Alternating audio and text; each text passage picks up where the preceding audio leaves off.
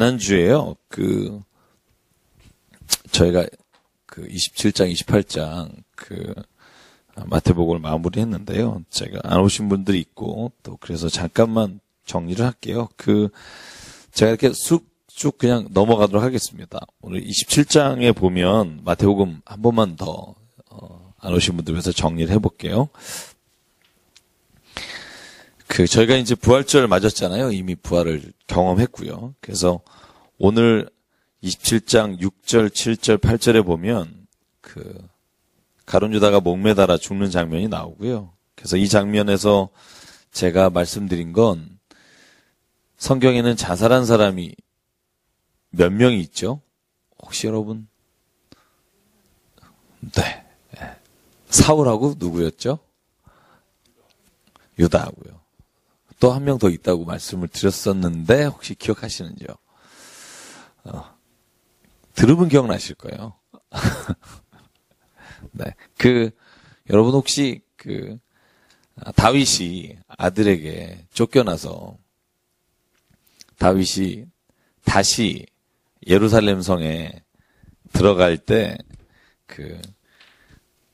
지략가였던 다윗의 밑에 있던 후세가 적군에 남아 있습니다. 밖으로 다윗과 함께 도망가지 않고. 그래서 다윗하고 함께 떠나지 않고 궁에 있으면서 언제 다시 다윗이 들어올 수 있게 하려고 지략을 폈던 사람이 있는데 후세라는 사람이 있어요. 그 후세가 여러분 압살롬이 다윗을 쫓아갈까 말까 할 때 지금 당장 쫓아가자고 말한 노 지략가가 있어요.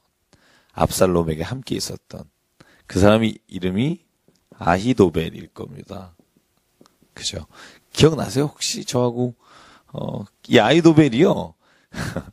자기가 압살롬에게 지금 쫓아가서 다윗을 죽여야 한다 그랬는데 궁전에 남아있던 다윗의 장수였던 지략가 후세가 아닙니다. 지금 가면 안 됩니다. 지금 가면은 쟤들이 거짓말로 도망갔다가 우리가 당하게 됩니다. 나중에 가야 됩니다. 라고 말하는 걸 압살롬이 받아들여요. 그래서 이 노 지략가가 스스로 죽습니다. 그래서 제가 이 노 지략가에 대한 얘기를 사무엘하 17장 하면서 쭉 말씀을 드렸어요. 그래서 제가 알기로는 자살한 사람이요. 세 사람입니다. 사울과 아히도벨과 그리고 가룟 유다. 근데 가룟 유다가요. 목매달아 죽은 곳이 오늘 성경에 보면 피밧이라고 되어 있잖아요. 이 피밧. 근데 실제로 이 피밧이라는 곳이 성경의 사도행전에 보면 여러분 아겔다마라는 곳 나옵니다. 아겔다마.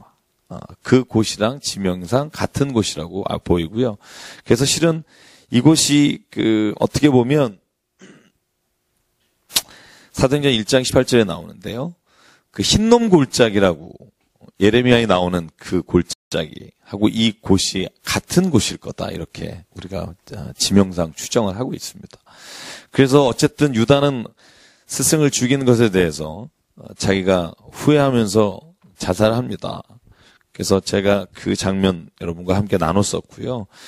그 다음에 오늘 본문 27장에 쭉 보면요.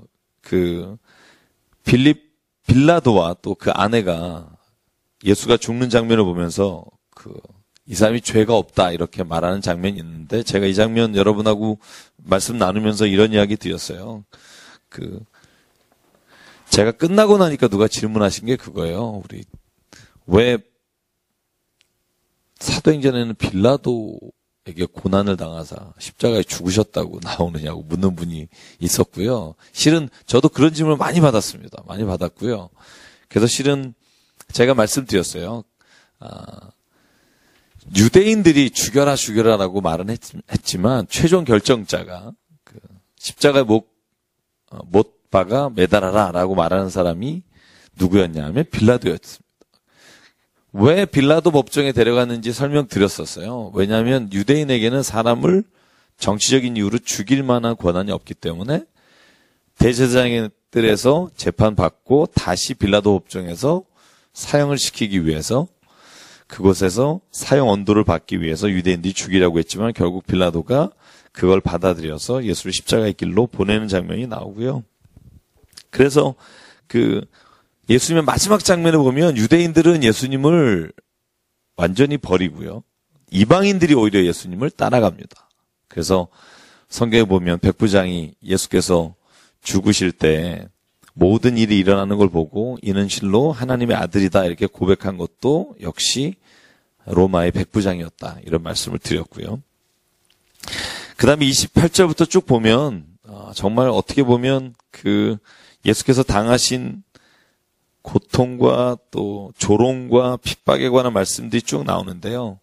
제가 이 본문의 말씀은 제가 고난주간 아침 묵상할 때 말씀드렸는데 옷을 벗기고 홍포를 입히고 가시관을 머리에 씌우고 갈대를 오른손에 들리고 무릎을 꿇고 희롱하고 유대인 왕이여 평안할지어다 라고 조롱하며 침뱉고 갈대를 빼앗아 예수의 머리를 치고 그리고 홍포를 벗기고 그의 옷을 입혀서 십자가에 데리고 가더라. 이게 어떻게 보면 예수님께서 마지막 장면이 우리가 당해야 될 수치를 대신 당하시고 그래서 이사야의 예언처럼 예수께서 십자가에 끌려 당하시는 장면을 저희가 같이 읽었고요.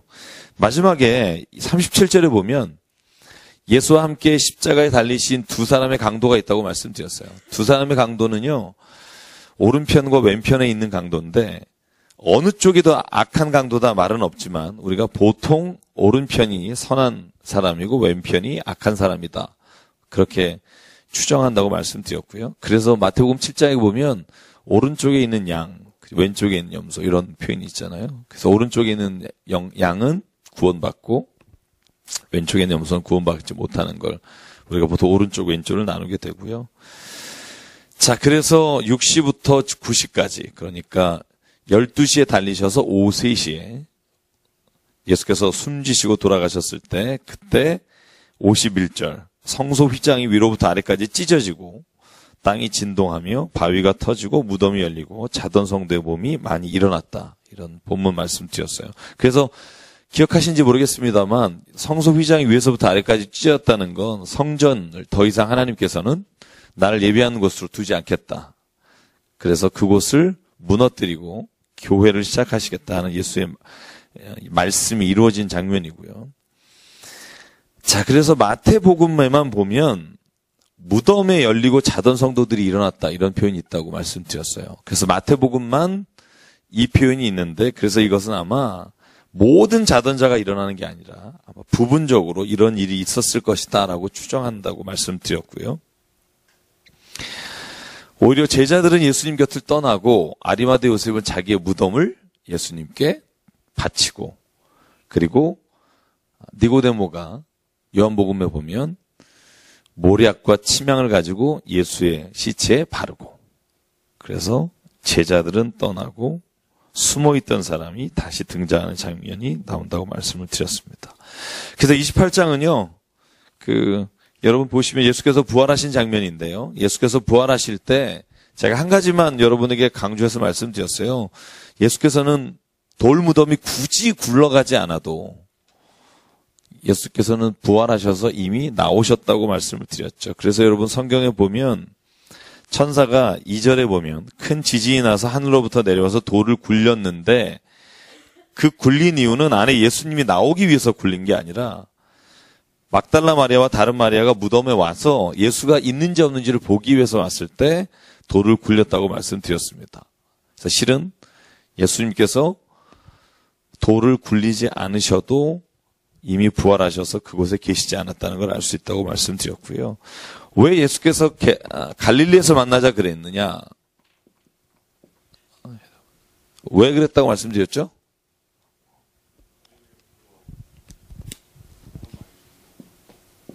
실제로 마태복음은요, 예수님께서 예루살렘 한 번 들어가십니다. 한 번. 딱 마지막에 입성하실 때. 그 외에는 모든 행적을 다 갈릴리입니다. 지도를 보시면 갈릴리가 이 북쪽에 있잖아요. 그죠? 헬몬산에서 물이 흘러서 갈릴리 그리고 이 밑에 사해가 있는데 예수의 모든 사역은 다 여기 이쪽입니다. 가버나움, 게네사렛 다 이쪽이고요. 여기가 베세다, 거라사 다 이쪽 지역입니다. 여기가 나사렛. 그래서 실은 예수님의 사역은 대부분이 갈릴리에 기적 사건의 거의 99%는 갈릴리입니다. 그리고 갈릴리는 예루살렘과 비교해 보면 예루살렘은 굉장히 종교적인 도시고요.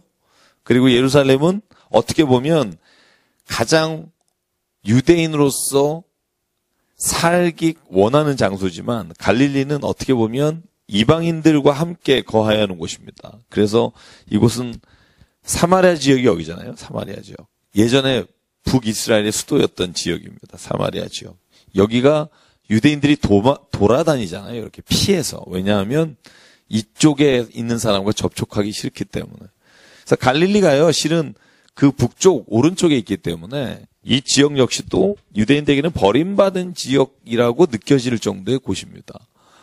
그래서 오히려 예수님은 갈릴리에서 만나자라고 말씀하시고 다시 돌아오셔서 예루살렘에서 승천하십니다. 그래서 예루살렘이 모든 성지가 다 거기 있죠. 그죠? 마호멧도 거기서. 그래서 여러분 이슬람도 거기를 성지로. 그래서 거기를 이렇게 치열하게 전쟁한 겁니다. 십자군 전쟁 때도 그렇고요. 예루살렘 성전을 서로 이렇게 빼앗으려고. 지금은 결국은 거기가 이슬람이 빼앗아서 모스크가 있죠. 그래서 여러분 왜 금으로 된 돔이 있잖아요. 예루살렘에 딱 금으로 된 돔이 성전이 아니고요.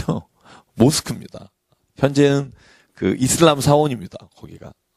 최종 이슬람이 거기를 빼앗고 그리고 그곳을 지금 4개 구역으로 나눠서 예루살렘 안에가 다 같이 공존하고 있습니다. 뭐 캐톨릭, 유대인, 또 무슬림, 기독교 다 같이 있고요. 그래서 실제로는 예루살렘에서 예수께서 승천하셨고 사도행전에 보면 예루살렘에서 예수께서 마지막 말씀을 하시는 것으로 되어 있지만 실제로는 제자들을 만난 곳이 갈릴리입니다. 그래서 요한복음 21장에 보면 예수께서 제자들을 나타나셔서 갈릴리에서 다시 고기를 잡는 베드로를 찾아가셔서 내가 너를 이제는 내 양을 먹이라 이렇게 명령하시는 장면이 요한복음 21장이 갈릴리고요. 그 이후에 사도행전 1장에 보면 예수께서는 예루살렘에 승천하신 걸로 되어 있습니다.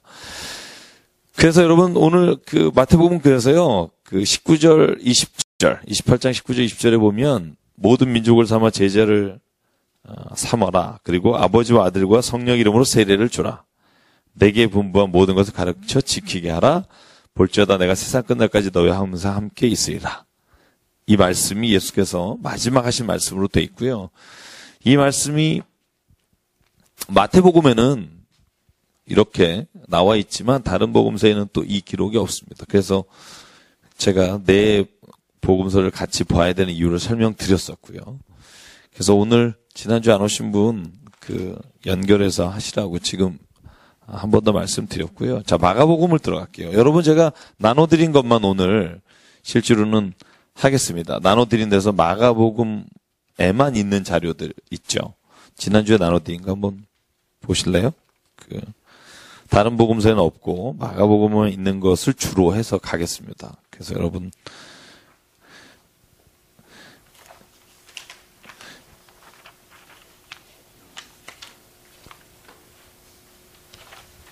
자, 지난주에 안 오셨던 분 누구시죠? 다 오셨나요? 반이시군요. 네. 지난주에 말씀드린 건 뭐였냐면 이 마가복음이 실은 마태, 마가, 누가, 요한복음보다 먼저 쓰였다고 저희 그 신학을 하는 사람이나 뭐 이제는 뭐 거의 누구든 이렇게 거의 받아들이고 있고요. 그래서 비교를 해보면 마태복음은요. 이 세 개가 제일 좀 그 공관복음이라고 하잖아요. 그죠? 요한복음은 사복음서 할 때 들어가는 거고 이 세 개가 공관복음입니다. 같은 관점을 가지고 기록하고 있다. 그런데 제가 그 마태복음 할 때도 말씀드렸는데 기억나시는지 모르겠습니다만 마태복음은 어디에서 쓰였다 그랬죠? 이건요 정확한 건 아닙니다. 왜냐하면 지금도 논쟁이 많습니다. 어디에서 쓰였다. 근데 대략 성경을 연구하는 사람들이 합의를 하는 게 있어요. 마가복음이 AD 70년경에 쓰였다는 거고요. 그쯤 이전 그래서 마가복음 13장을 보면 아하, 예루살렘 성전이 AD 70년에 멸망하기 전의 기록을 우리가 추측할 수 있는, 그래서 마가복음이 제일 먼저 쓰였다고 보고요. 마태하고 누가는 거의 비슷합니다. 90년경입니다. 그래서 마태나 누가복음은 다 AD 90년에 쓰였는데, 희한한 건 보통 사람마다 조금 의견이 있습니다만 마가나 누가가 로마에서 쓰였다고 봐요. 로마에서.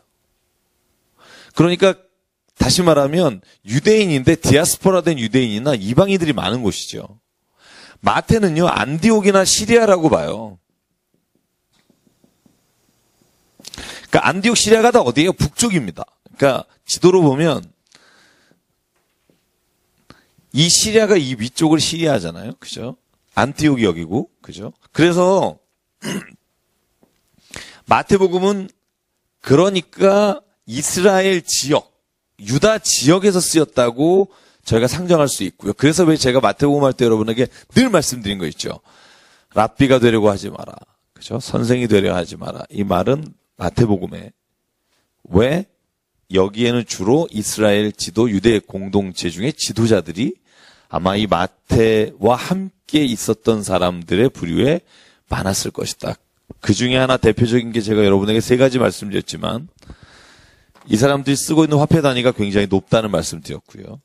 그래서 달란트라든가 이런 용어는 마태가 썼다 말씀드렸고, 마가복음은요, 로마에서 쓰였는데 상대적으로 가난한 사람들이 모여 있었어요. 왜냐하면 이 당시가 여러분 보면 알겠지만 AD 예수님 돌아가시고 나서부터 69년, 70년까지가요, 가장 박해가 심했던 시기예요. 네로 황제도 이때고, 다 이때입니다. 그래서 로마에서 가장 핍박받고 카타콤에서 순교당했던 때가 마가복음이 기록됐던 때예요. 왜 마가복음을 첫 번째 기록했느냐? 이유가 있어요. 뭐냐면 예수께서 부활하시고 난 이후에 제자들은 예수님이 곧 오실 줄 알았어요. 그래서 성경을 기록할 이유를 몰랐어요. 왜냐하면 다 예수님 만났던 사람들이 전하고 다녔으니까, 복음을 전하고 말씀을 전했는데 20년, 30년이 지나면서 불안해지기 시작하는 거예요. 우리가 떠나면 예수님에 대해서 증언할 사람이 없잖아요. 예수님에 대해서 말해줄 사람이 없잖아요.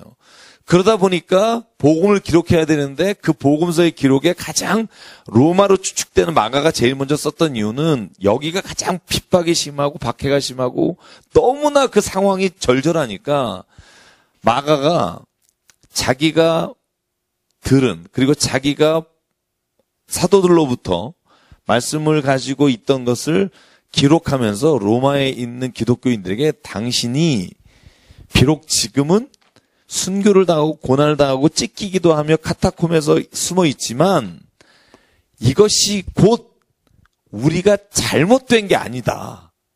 왜냐하면 예수님도 고난 당하셨다.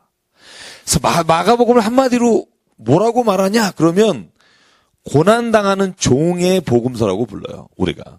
그래서 이걸 순환의 종. 그래서 마가복음은요, 예수께서 화려한 이런 모습, 물론 다른 복음서에도 그런 게 없긴 없지만 고난 당하는 종으로서의 예수님의 모습을 부각시켜서 그걸 가장 설명하는 게 마가복음이에요. 그래서 마가복음은요, 뭐가 없어요? 뭐가 없죠? 족보가 없어요. 예수님의 족보는 어디 있다 그랬죠? 마태, 누가, 그죠? 자, 한번 마태복음은 1장 1절이 어떻게 되죠? 여러분, 이건 외우시겠죠? 마태복음 1장 1절. 마태복음 1장 1절. 마태복음 1장 1절 뭐죠? 아브라함과 다윗의 자손 예수 그리스도의 세계라. 그죠? 자, 보세요. 마태는 아브라함과 다윗의 자손이에요. 예수 그리스도의 세계라. 그러니까 예수 그리스도의 세계에 대해서 말씀을 드리고 있지만 아브라함과 다윗의 자손이라는 강조점을 둔 건 뭐냐면 이 지금 마태복음을 읽는 사람이 유대인일 확률이 큰 거죠. 왜냐하면 아브라함과 다윗의 자손은 대표적으로 유대인이 가장 자기들이 존경하고 자기들이 늘 따랐던 사람이 누구냐면 아브라함과 다윗입니다. 마가복음은 뭐라고 시작하는 줄 아세요? 1장 1절. 하나님의 아들이에요. 그 다음에 예수 그리스도 복음의 시작이라. 자, 이게요, 실은 마가복음 1장 1절이요, 모든 신약 성경에 나오는 복음서에 나오는 주제는 다 담고 있어요. 핵심이에요. 요것만 알면 우리가 복음을 알고 있다고 말할 수 있는 거예요. 자, 마가는요, 하나님의 아들이에요. 그러니까 예수 그리스도에 대해서 한마디로 마가복음 뭐라 하냐? 하나님의 아들이다. 이게요, 4번인가 고백이 돼요. 하나님의 아들입니다.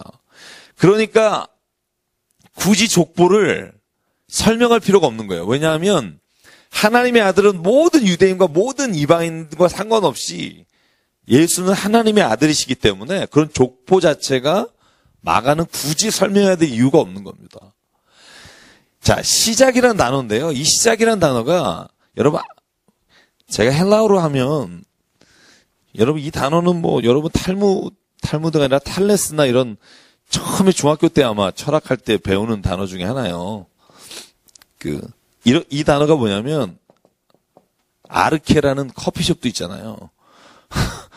강남역에 하나 있습니다. 아르케라는 단어예요. 시작이다. 근데 이 아르케라는 단어가 어디에 나온 줄 아세요? 창세기에 보면 창세기 1장 1절이 뭐죠? 태초에 하나님이 천지를 창조하시니라. 그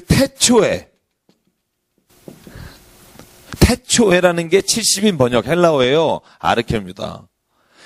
시작과 태초가 같은 단어예요. 그래서 여러분 영어 성경에 보면요. 창세기 1장 1절이 뭐라고 되면 in the beginning God created라고 되어 있어요. in the beginning. 여기는 the beginning of the gospel이에요. 복음의 시작. 근데 다 아르케예요. 더 재밌는 건 요한복음 1장은 뭔 줄 아세요? 1장 1절. 태초에 말씀이 계시니 그 말씀이 하나님과 함께 계셨으니 그 말씀이 곧 하나님이시다. 그죠?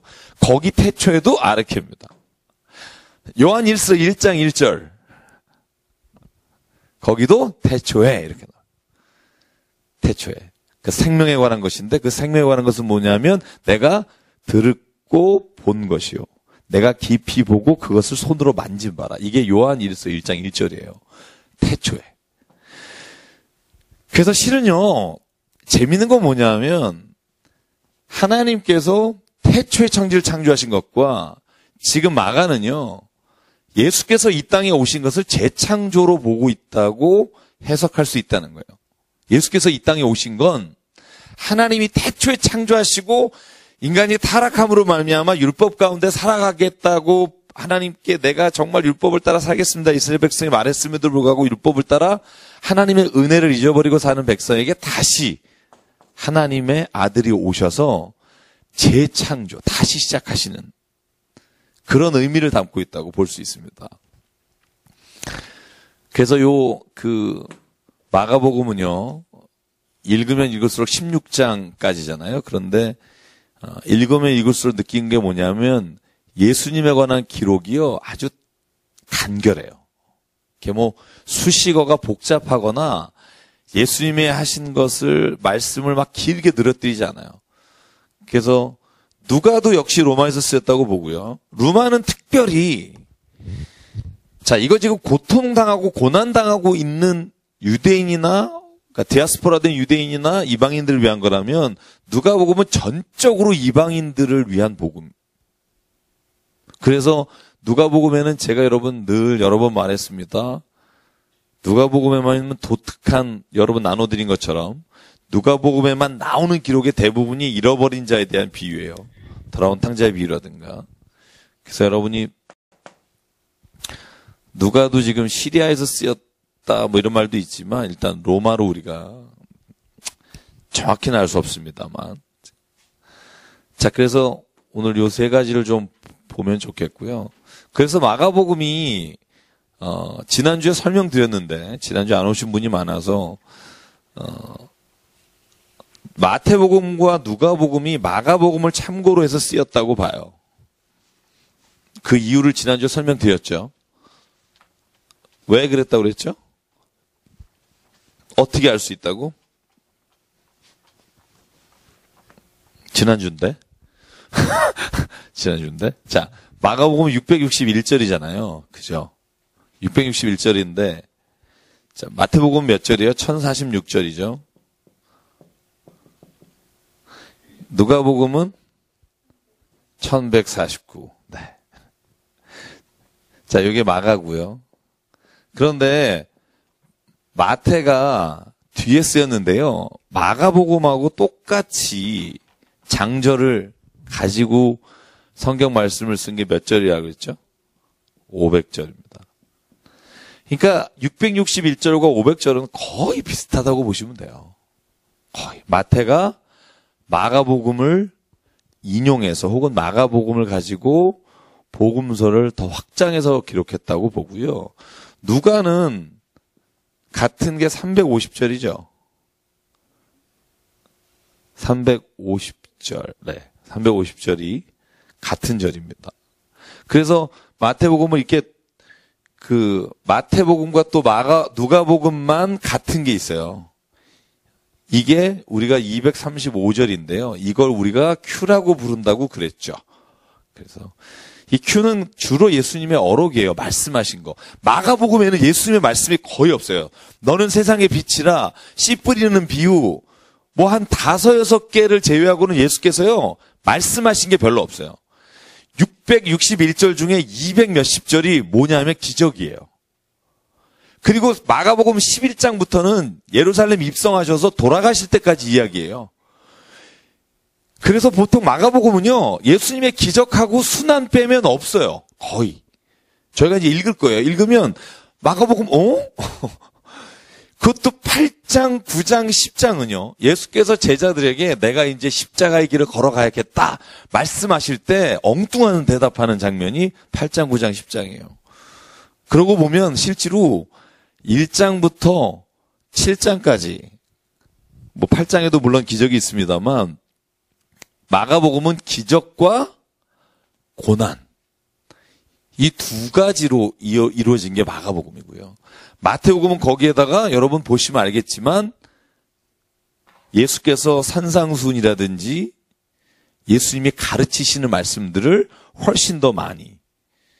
그래서 마태가 순수하게 기록한 마태만의 구절이 333절입니다. 그래서 요거를 더하시면 더하면 1064가 나오고요. 누가는요, 564절이 누가만의 기록입니다.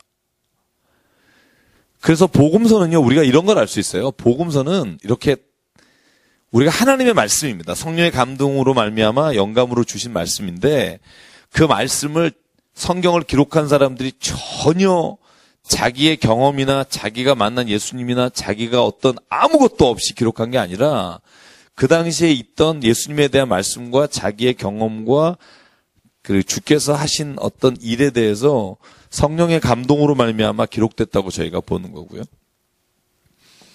그래서 이렇게 비교해 보면 누가복음이 마태복음보다는 훨씬 더 마가복음 확장시켜서 마가복음 없는 말씀이 많아요. 그래서 제가 오늘 여러분에게 나눠드린 거 보시면 거기에 보면 누가복음만의 기록이 굉장히 많잖아요. 그죠? 뒷페이지 펴보시면. 마태복음보다 누가복음에 나오는 자료들이 훨씬 많죠. 그래서 이 누가복음에 나오는 말씀들 보면 특별히 예수님의 탄생에 대한 이야기 중에 가브리엘 천사나 사가랴라든가 엘리사벳 이런 이야기들이 마태, 마가에는 없지만 누가에는 추가되어 있습니다. 그래서 마태복음은요, 원어를 보면 주로 헬라어가 쓰였잖아요. 아람어가 쓰이긴 했지만 중간에. 아람어는 히브리어의 방언이라고 생각하시면 돼요. 헬라어로 주로 마가복음도 쓰였는데요. 헬라어 문장이 거의 다 현재형이에요. 현재형. 긴박감을 표현하고 있어요. 그래서 제가 여러분 나눠드린 자료 받으셨죠? 그 3장짜리. 복사해서 드렸죠. 네. 거기에 보면 기록이 제가 적어드렸는데요. 현재형이 많고요. 그리고 거기에 즉시, 곧 이런 단어들이 많습니다. 그래서 한번 제가 그 자료 보면서 같이 잠깐 얘기 나눌게요. 마가복음에 어떻게 읽으면 좋을지. 자, 저자와 배경은 제가 좀 설명을 드렸고요. 그래서 마가를 누구라고 보냐 하면 마가의 다락방, 그 마가와 동일한 인물로 저희가 봅니다. 그래서 그 마가는요, 바울과 바나바가 선교 여행을 갈 때 같이 갔다가 결국은 1차 선교 여행에서 버가라는 지역에서 헤어져서 돌아오게 됩니다. 그리고 나서 바나바는 바울과 함께 선교 여행을 가지 않고 바울이 신라랑 선교 여행을 갑니다. 그래서 2차 선교 여행부터 사도행전에 보면 바울이 신라와 함께 여행을 하다가 감옥에 가서 바울과 신라가 감옥에 갇혔다, 이런 말이 나오죠. 자, 그런데요, 마지막에는 마가가 바울 곁에서 돌봤다고 디모데후서 4장 11절에 나와 있습니다. 그런 거 보면 그 일로 인해서 다시 안 보고 이런 사이는 아니고요. 다시 돌아가 봤다는 거고요. 재밌는 건 마가복음 14장 51절에 예수가 잡히실 때 그 곁에서 혼니부를 버리고 도망간 사람, 그 사람을 우리가 마가라고 본다, 이렇게 말씀을 드렸어요. 자기의 이름은 기록하지 않았으나 우리가 그렇게 알 수 있다는 거고요. 기록 장소는 제가 말씀드렸듯이 로마에 있는 기독교인에게 쓴 복음서이라고 알려져 있고요. 자, 41회 정도가 유두스라는 단어, 즉시, 바로, 당장, 곧, 이런 표현도 있습니다. 그래서 굉장히 생동감 있고 현재형으로 기록되어 있다는 걸 볼 수 있고요. 그래서 마가복음을 읽다 보면 예수께서 고난당하시는 모습을 보면서 제가 3번에 쓴 게 그겁니다. 이 네로 황제의 박해라든지 순교하는 로마에 있는 기독교인들에게 예수 그리스도께서 살아가신 삶의 과정이 고난이었고 그 고난을 거쳐야, 고난을 지나야 예수 그리스도의 부활의 영광에 참여할 수 있다. 이 메시지가 이 마가복음 자체에 있습니다. 그래서 여러분, 고난의 종에 관한 이야기들이 오늘 마가복음에 참 많이 있습니다. 자, 다음 페이지 넘겨볼게요. 이 페이지 보면 문체적 특징 말했습니다. 현정이 151회가 있다. 그 다음에 기적에 관한 말씀이다. 200여 개의 구절이 기적에 관한 겁니다. 여기 19개의 기적이라고 되어 있는데요. 어느 책에 보면 20개고요. 제가 세보니까 21개도 돼요. 이유가 뭘까요? 별로 안 궁금하시죠? 저 같은 사람만 궁금하고. 세보면 1장부터 10장까지 다 세보면 21개라고 해도 되고 19개라고 해도 되고 22개까지 볼 수 있어요. 왜 그러냐 하면요. 저같이 이렇게 좀 집요한 사람은 좀 이런 게 걸리는데, 예수께서 두루 다니시며 병자를 고치시더라, 이런 말씀이 3번 정도 나와요. 그러니까 이걸 이 개수의 카운트에 넣을 거냐 안 넣을 거냐는 본인의 책마다 달라요. 그래서 19개라고 하는 사람은 카운트를 안 넣은 거예요. 그냥 개별적으로 고치신 이야기, 혈우병 걸린 여인, 회당장 야이로의 딸을 고친 이야기, 이런 개별적 이야기만 하면 19개로 카운트가 되고요. 21개로 보면 갈릴리 지역을 돌아다니시며 많은 병자와 귀신을 내쫓으셨더라, 이것까지 포함시키면 그렇습니다. 어쨌든 마가복음은 기적 이야기가 정말 많은데요. 제가 이건 프린트해서 드리지 않았지만 661절하고 1149절로 하면 비교해보면 반 정도 되잖아요. 누가복음에 비해서 그 길이가. 근데 기적 이야기는 마가가 훨씬 많습니다. 그러니까 초점이 어디에 있냐면 마가는요, 철저하게 예수님은 이 땅에 오셔서 기적을 일으키시고 가난한 자를 도우시고 병자를 고치신 분이에요. 그게 마가복음이 생각하는 예수님의 모습의 대부분의 이야기를 차지하고 있습니다. 자, 그리고 나서 오늘 제가 이 기적에 관한 이야기도 여기 적어놨죠. 예수님의 기적을 이토록 중요하게 기록한 이유는 뭘까? 박해와 고난 가운데 사는 기독교인들에게 흔들리지 말고 신앙을 지켜라. 고난 중에도 주님은 우리와 함께 하시고 주님은 우리 가운데 기적을 일으키는 분이다. 저는 이 세월호 보면서 정말 제가 그렇게 뜨겁게 기도해 본 적은 또 방송국에서 참 별로 없었는데 지금까지 너무 안타까운 거예요. 그냥 그 생존자 소식이 안 들리는 게.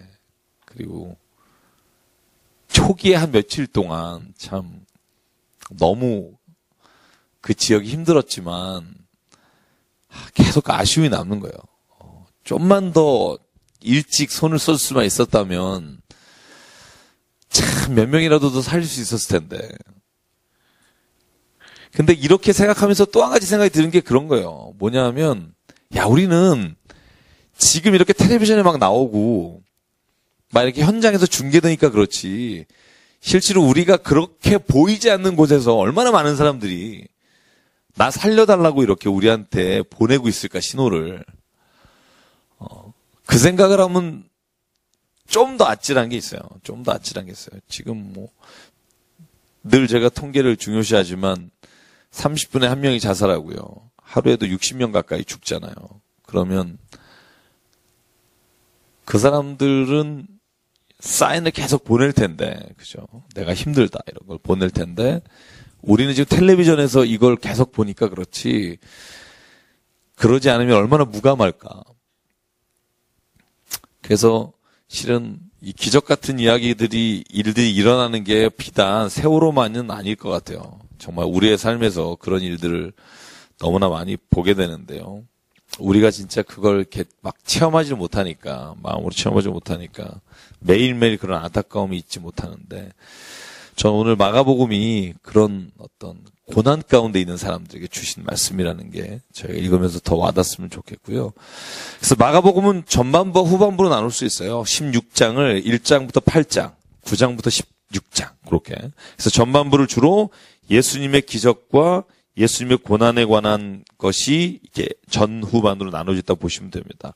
그래서 1장부터 8장은 주로 예수께서 하신 기적, 뒤에는 예수님의 고난 이렇게 맞추면 맞고요.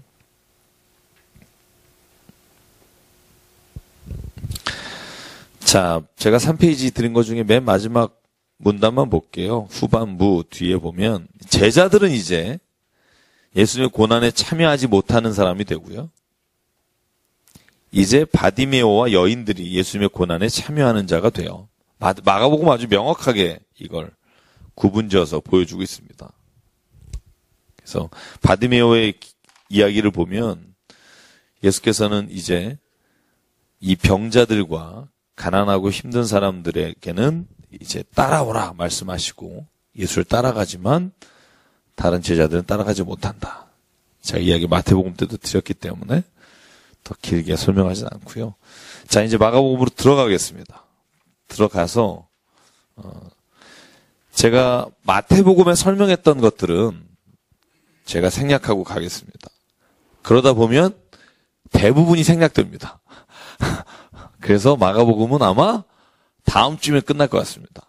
그래서 오늘 제가 그 마가복음에만 있는 것 그리고 조금 그 마태복음의 설명이 부족했던 부분만 제가 기억을 떠올리면서 말씀을 나누도록 하겠습니다. 자, 제가 아까 마가복음 1장 1절만 알면 그냥 끝난다 이렇게 말씀드렸잖아요. 그래서 그것만 한번 좀 설명을 드릴게요. 왜냐면 이게 마가복음에만 나오는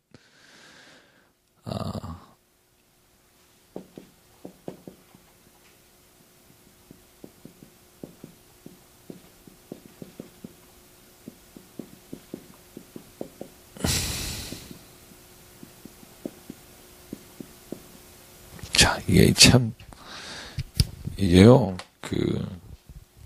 핵심만 뽑아보자면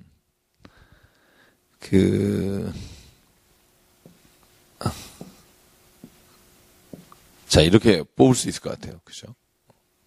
실은 이 네 개가 우리가 믿는 복음을 딱 정리하면 이 네 가지가 돼요. 자, 우리가 믿는 게 예수다 할 때 예수란 뜻이 뭐라 그랬죠? 여호와는 우리를 구원한다 이런 뜻이죠. 그죠? 그래서 이게 여러분 헬라어지만 히브리 말로 하면은 똑같은 이름도 있다 그랬죠. 기억나세요? 여호수아, 그다음에 예수아, 그죠? 호세아, 다 이런 게 구원, 여호와는 구원이시다, 그죠? 그래서 이게 굉장히 흔한 이름이라고 말씀드렸어요. 굉장히 흔한 이름입니다. 그리스도는 뜻이 뭐죠? 기름 붓다라는 뜻입니다. 원래 뜻은. 원래 히브리어라면 메시아죠. 그죠? 그죠? 그래서 예수는 그리스도십니다. 이 말이 우리 기독교의 일단 가장 중요한 핵심 중에 하나인데, 그 예수님이 누굽니까? 라고 할 때 마가복음은 그분이 곧 하나님의 아들이십니다. 그게 이 마가복음이 말하는 복음에 대한 거예요. 그 복음의 시작이다.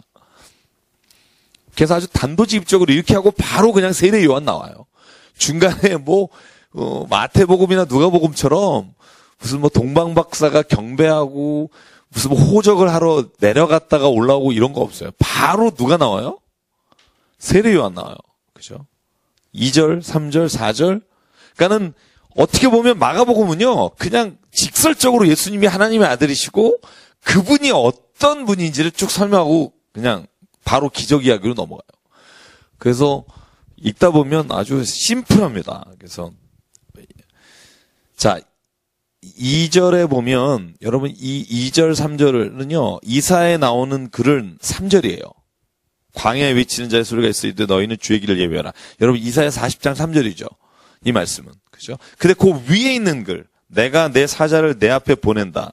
이 말은 출애굽기 23장 20절이에요. 그리고 그가 네 길을 준비하리라. 이거 말라기 3장 1절이에요. 그러니까 실은 요 짧은 본문에 구약의 3개가 이렇게 들어가 있는 거예요. 출애굽기 23장, 말라기 3장, 그리고 이사야 40장. 왜 그럴까? 역시 예수 그리스도는 구약의 예언이 이루어진 분이다. 이것도 마가복음은 동일하게 가지고 있고요. 세례 요한이 외친 게 뭐예요? 죄 사함을 받게 하는 회개의 세례다. 제가 이건 마태복음에 설명을 드렸습니다. 회개의 세례와 성령 세례 비교해서 말씀드렸고요. 궁금하시면 방송을 다시 보시도록 하시고요. 자, 그래서 많은 사람들이 세례 요한에게 세례를 받죠. 그때 8절에 뭐라고 말하죠? 같이 읽을게요. 시작. 나는 너희에게 물로 세례를 베풀거니와 그는 너희에게 성령으로 세례를 베푸시리라. 그러니까 세례 요한은 사람으로 하여금 그가 회개하고 거듭남으로 하나님 앞에 나오게 하는 것, 그것이 세례 요한의 일이라면 예수는 성령을 부어주시고 성령으로 말미암아 이 세상을 이기며 살아갈 수 있게 하시는 성령을 부어주시는 것. 그래서 11절에 하늘에서 소리가 있어 말하되 내 사랑하는 아들이라 내가 너를 기뻐하노라. 예수께서 이 말씀을 듣죠. 자, 그리고 광야에 40일 있으면서 13절에 보면 사탄에게 시험을 받으십니다. 여러분, 이게 마태복음에는 얼마나 길게 나와 있는 줄 아시죠? 마태복음 4장에 보면 광야에서 시험 받을 때 사탄이 3번 묻잖아요. 돌을 떡이 되게 하라 뭐 이런 거 있죠. 마가복음은요, 생각합니다. 그냥 광야에 40일 계시면 사탄 시험 받았으며 들짐승과 함께 계시니 천사들이 수종하더라. 그걸 마태복음 4장을 보면 여러분이 이런 일이 있었구나 알게 되는 거죠. 자, 그리고는 15절 예수께서 하신 복음입니다. 같이 읽을게요. 시작. 이르시되 때가 찼고 하나님의 나라가 가까이 왔으니 회개하고 복음을 믿으라 하시더라.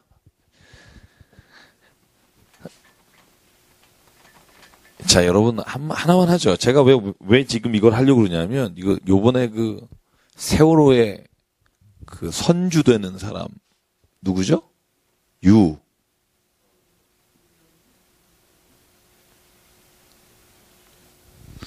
실명이 나가면 또 그럴 수 있으니까, 하여간, 유 회장. 네. 유 회장. 이 사람이 누군지 아세요? 네, 구원파예요. 구원파가, 저 양재동에 가면 기쁜 소식 교회 있잖아요. 모르세요? 양재동에 이렇게 딱 오른쪽에 기쁜 소식.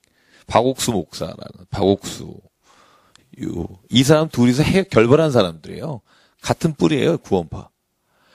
그래서 오대양 사건으로 왜 32명인가 자살했던 거 있었잖아요. 그때 이 유 회장 밑에 있던 사람들이 죽은 거라 2번이나 재판받는데 무죄 받았죠. 왜? 본인이 직접 그렇게 받게 해놓겠어요? 밑에 다 장치를 했겠죠. 유병원이요. 네. 제가 일부러 말을 안 하는 거예요. 혹시 또 뭐 저를 테러할까봐 지금. 네. JTBC인가요? 거기에 그 테러 당했던 사람 나왔더라고요. 그 한동대 교수님 나와서 어제 아주 그냥 용감하게 증언하시던데 14번 고소당해서 재판에 승리하셨더라고요. 그러니까 이 집단에 대해서 말한 거를 고소당하고 막 죽인다, 살인 협박 당하신 걸 어제 손석희 거기에 나와서 증언하시더라고요. 나는 뭐 상관없다 그러면서 다 얘기하시더라고요. 저분 대단하시다. 까놓고 당하는데. 근데 여기가 구원파가 뭐예요? 구원파가 영지주의예요. 옛날로 말하면 영지주의. 영이 구원받았다는 거예요. 영이 구원받아서 우리의 육은 무슨 짓을 해도 상관없다는 거예요. 회개 안 하는 거예요. 그래서 회개가 없어요. 거기는 이미 다 우리는 영이 구원받았기 때문에 육으로 하는 것에 관해서는 우리가 그것으로 심판받지 않는 거예요. 얼마나 자유로워요. 근데 이게 난 여기에 빠지는 분들을 생각하면 이런 생각을 하는 거예요. 얼마나 힘들었을까. 죄를 견디지 못해서. 이해가 어떤 면에서 이해하는 거예요. 제가 아는 분도 여기에 들어가신 분 있어요. 힘들죠. 그렇죠? 근데 더 이상 우리는 회개할 필요 없다. 우리의 영이 구원받았기 때문에. 여러분은 그노시즘이라고 하는 그 나시즘이라고 하는데요. 영지주의가 뭐냐면 그 천지를 만든 신, 소위 말해서 우리 지구를 만들고 천지를 만드신 신은 저급한 신이에요. 그들의 주장에 의하면 제가 그렇다는 게 아니고요. 왜냐하면 육의 것을 만든 건 육 자체가 이미 더럽고 죄악 가운데 있고 이게 여러분 보통 철학적으로 생각할 때 그러는 거 많잖아요. 육신은 영혼의 감옥이다. 이런 게 보통 플라톤주의에 나오는 말이잖아요. 그러니까 이게 신플라톤주의에서 나온 게 영지주의예요. 철학적 배경을 보면. 그래서 이 보이는 세상을 창조한 신은 저급한 신이에요. 고급의 신은요. 영을 창조한 사람이에요. 영이 흘러 넘쳐서 육의 세계가 어떻게 오냐면 영이 넘쳐요. 영이 충만함이 넘쳐서 약간 저급한 세계가 나오고요. 그게 넘쳐서 물질의 세계가 나오는 거예요. 그러니까 물질의 세계는 가장 모양이 없는 세계입니다. 그래서 이 세계는요, 이 세계에 속하지 않는 게 제일 좋은 거예요. 이 속에서부터 멀어지는 거.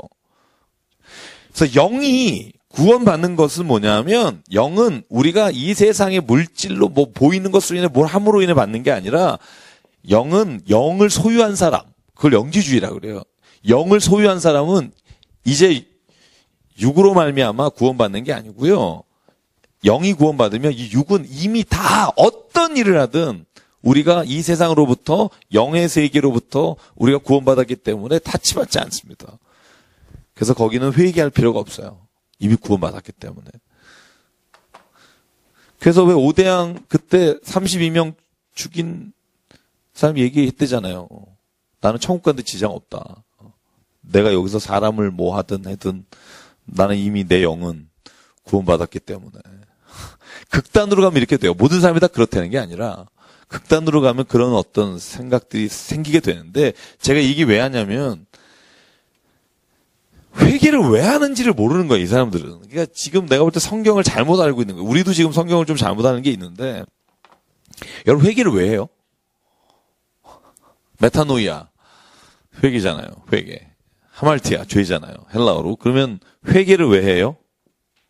자, 물어보겠습니다. 회개를 왜 합니까? 돌이킴이라는 뜻이죠. 멈춤. 네. 우리 회개하잖아요. 그죠? 안 하세요? 회개 안 하고 사세요? 왜 하는 거예요? 왜? 죄를 졌기 때문에.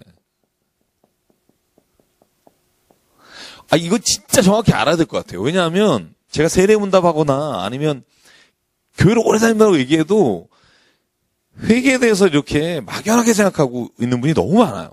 그래서 이건 좀 말씀을 나눠야겠다 이런 생각했어요. 죄를 져서 회개하죠. 그래요? 그리고 또 자, 좀 어려우시면 더 어렵게 하나 질문해 볼게요. 네? 죄에서 자유로워지기 위해서요. 네. 네. 그럼 이건 좀 제가 조심스럽지만 여쭤봅니다. 그럼 하나님이 회개하면 용서하시나요?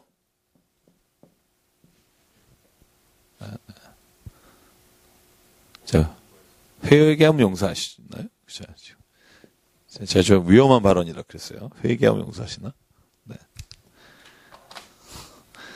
네? 회개하면 용서하세요? 네. 우리 전사님도 헷갈리지 않으세요?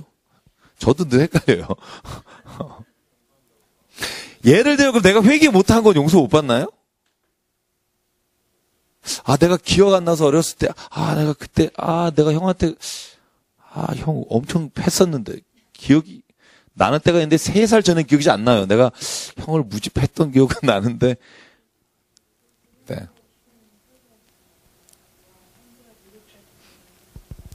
제가 지난주에 그래서 설교 시간이 좀 짧아서 깊게 말씀을 못 드렸는데, 그러니까 회개는 필요합니다. 근데 회개가 용서의 조건이라고 우리가 보통 이렇게 주기도문에 너희가 너희에게 죄 지은 자를 용서한 것 같이 하나님이 너희 죄를 용서하신다.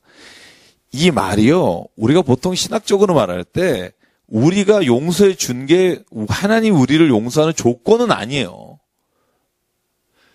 우리가 그거 분명히 알아요. 그럼 예를 들어서 우리가 남을 용서하지 못한 게 있으면 우리가 용서를 못 받는다. 그러니까 구원을 못 받는다는 거예요. 제가 말하는 건 뭐냐면 이 구원이란 단어에서 말하는 거예요. 구원이란 단어. 남을 회개하고 회개해서 용서받고 이런 문제가 아니라 구원을 하나님 안 해주신다.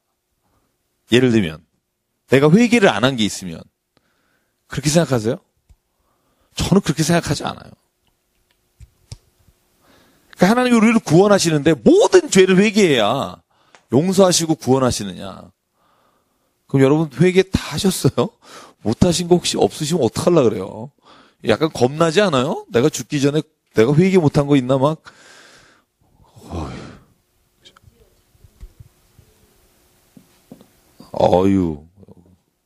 자, 좋은 말 나왔어요. 자, 우리가 구원받는 건요, 모든 일에 대해서 뭐 잘못한 걸 회개했다고 구원받는 게 아니에요. 원죄로부터 돌이키면 구원받아요. 그 원죄가 뭐예요? 하나님을 믿지 않는 거예요. 제일 큰 거, 구약에. 하나님이 나를 창조하시고 하나님을 인정하지 않고 사는 삶은 결국 하나님 앞에 돌아올 수 없기 때문에 구원받을 수 없어요. 그럼 하나님의 자녀가 됐잖아요. 그죠? 구원받음으로. 하나님의 자녀가 된 사람은요, 회개를 왜 하냐면 구원받기 위해 회개하는 게 아니에요. 왜 회개하냐면요, 하나님의 사랑이 너무 크기 때문에 그 사랑 앞에서 회개하는 거예요. 만약에 그렇지 않고 회개하는 게 구원의 조건이 되면 기억 못하면 큰일 나요. 이거 진짜 뭐 내가 기억 못해서 회개 안 하면 어떻게. 여러분, 제가 주일날 말씀을 잠깐 드렸듯이 아버지 엄마가 잘못한 자식을 회개할 때마다 용서해 주는 게 아니잖아요. 자식은 이미 용서하는 거잖아요. 그죠? 아닌가요? 내쫓나요? 하나님은 이미 우리를 원죄로부터 하나님께 돌아온 자는 하나님이 용서해 주시고 그 죄를 그 죄를 하나님이 모든 걸 도말해 주셨어요. 그죠? 깨끗게 하셨잖아요. 이미 구원 받았습니다. 하나님께 돌아왔잖아요. 그죠? 메타노이아, 돌아섰잖아요. 그 다음에는 내가 하는 일이 하나님의 뜻 가운데 행하지 못하는 내 모습을 보면서 내가 회개할 때 하나님이 좋은 게 아니라 내가 하나님의 자녀로서 살아가는 기쁨이 있는 거예요. 자유함과 기쁨이. 회개를 하나님을 위해서 하는 사람이 있어요. 회개는요, 하나님 앞에서 용서받은 자가 하나님의 그 용서하심이 너무나 크기 때문에 내가 날마다 내 자신의 모습을 하나님께 이렇게 돌아보면서 하나님, 내가 이런 부분에 진짜 잘못했습니다. 예를 들면 이런 거예요. 여러분이 만약에 자식이 남을 패고 들어왔어요. 이렇게 말하겠죠. 너 가서 잘못했다 그래라. 그럴 때 내가 진짜 잘못한 거 없단 말이야 막 이러면 때려서라도 가서 잘못했다고 얘기해 이러잖아요. 근데 여러분이 잘못했다고 얘기하고 와야 여러분이 그 자식을 용서해 주는 건 아니잖아요. 이미 그 자식은 잘났나 못났나 여러분이 어떤 죄를 짓나 자식이잖아요. 그죠? 이미 그 자식을 품어주시고 용서하잖아요. 왜 그러면 가서 죄를 고백하고 가서 미안하다고 말하라 그러는 거예요? 그 자식을 위해서잖아요. 그죠? 그 자식이 그렇게 자라야 하니까. 그게 잘못된 거거나 내가 그 자식이 잘못 가는 거라는 걸 알고 깨달아야 그 일을 다시는 안 하잖아요. 그죠? 실은 예수님은요, 그냥 십자가에서 자기를 죽이는 사람들을 용서했어요. 이미. 그 사람들이 예를 들어서 내가 하나님을 죽였구나. 내가 깊이 사죄합니다. 하는 사람을 용서한 게 아니라 주여 저들은 저들의 하는 일을 알지 못하나이다. 용서하여 주옵소서. 이미 용서했다고요. 그죠? 그러면 메타노이아는 뭐냐면 내가 그 용서하심을 받아들이면 내가 눈물이 나는 거예요. 그 다음에 내 삶에 있어서 모든 자리는 하나님 앞에 내가 하나님 앞에 이렇게 살아야 되는데 하나님의 자녀로서 내가 그렇게 못하는 것을 내가 돌이킴으로 말미암아 이 자범죄가 나의 삶을 계속 자책감과 죄책감으로 살지 않게 하기 위해서 우리가 그래서 늘 하나님 앞에서 우리의 자범죄도 회개하는 자리에 가는 것이지 자범죄 하나하나 회개 안 한다고 지옥 가거나 구원받지 못한다고 생각하는 사람이 있어요. 야, 내가 이런 큰 죄를 지고 어떻게 내가 하나님 앞에 가지? 물론 이렇게 말할 수 있으나 성경적이진 않아요. 아무리 큰 죄도 하나님은 용서하신다니까요. 근데 내가 그 죄 하나하나를 다 내가 잘못합니다가 아니라 하나님께 내가 하나님의 자녀로서 내가 하나님의 자녀입니다. 내가 이제 주 앞에 모든 것이 용서받았음을 믿습니다. 그 믿음으로 말미암아 구원받는 거예요. 안 그러면요 진짜 힘들어요. 매 순간마다 내가 잘못한 거 회개해야죠. 목록 적어야죠. 그럼 그죠? 그래서 구원파에 빠지는 거예요. 왜냐하면 우리는 자범죄를 다 해야 된다는데 그쪽은 자유를 주거든요. 막 우리 영이 받았기 때문에 회개 안 해도 된다. 근데 성경은 회개하라고 돼 있거든요. 그 차이가 있는 거예요. 회개를 해야 돼요. 왜?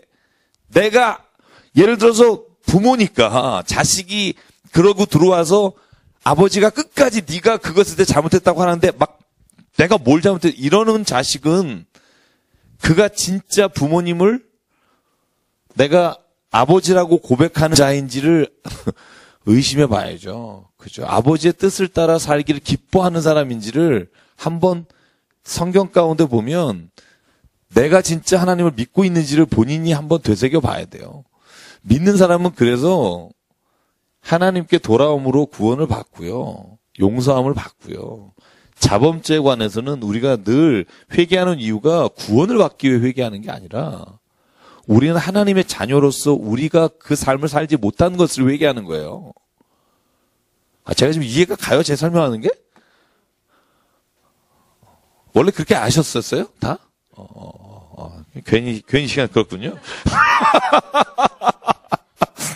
아니, 근데 제가 지금 세례문답하고 그래 보면, 이거에 대해서, 회개해야 구원받는다. 그러니까 다 자범죄 하나하나 회개해야 구원받는데, 자기가 그 회개 못한 죄가 있을까봐 두려워하는 사람이 있어요. 그래서 제가, 되게 안타까운 마음이 들더라고요. 그죠?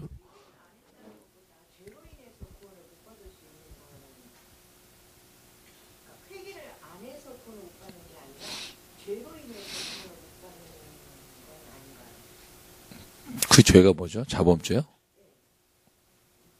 자범죄로 인해서 구원을 못 받는다고. 네.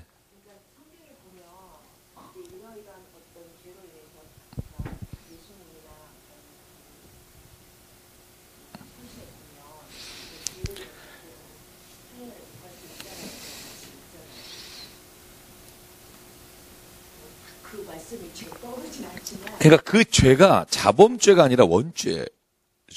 네. 하나님을 부인하는 죄 말고 성경을 읽으면 그런 죄들 그런 말씀들이 있는 것 같아요. 그런 죄에서 벗어나고 멀어져야 하는 건 맞는데요. 그 죄 때문에 지옥 간다고 말하면 구원 못 받는다고 말하면 제가 볼 때 우리나라에 몇 명? 몇 명도 어려울 거려. 예, 어려울 거려. 그러니까 오늘도 그런 말씀이 나와요. 예를 들면 성령을 모욕하는 자는 사하심을 입지 못한다 하면서 목록이 나와요. 한번 보실래요? 마태복음에 목록이 안 나오는데 목록이 나와요. 자, 그 목록을 한번 보시면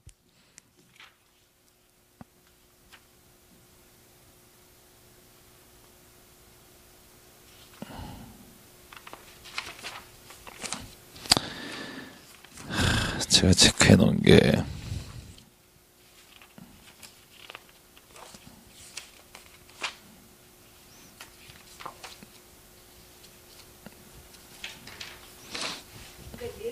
네. 네. 네. 근데요.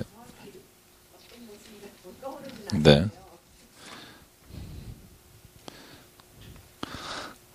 그러니까 성령을 받으려도 먼저 예수의 이름으로, 그죠? 각각 회개하고 세례를 받고, 그죠? 그러면 성령을 선물로 주리라. 그런 말은 있지만, 이 회개의 근본적인 회개는요, 하나님께 돌아서는 거예요. 이게 구원의 근거예요. 이게 구원의 이유예요.